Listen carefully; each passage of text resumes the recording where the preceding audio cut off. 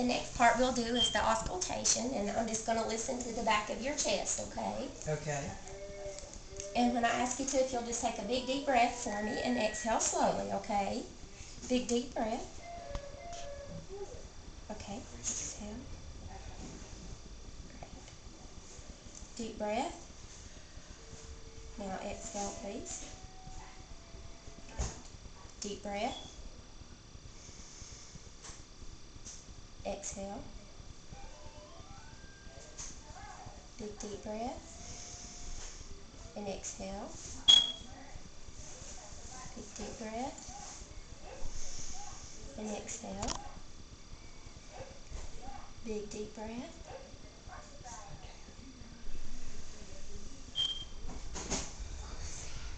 Big deep breath. Okay, exhale. Deep breath. Exhale.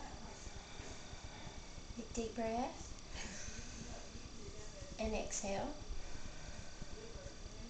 Deep breath. Exhale. Deep breath. And exhale. Big deep breath. And exhale. Big deep breath. And exhale. Big deep breath. Great. Exhale. And she does have normal lung sounds, clear from top to bottom.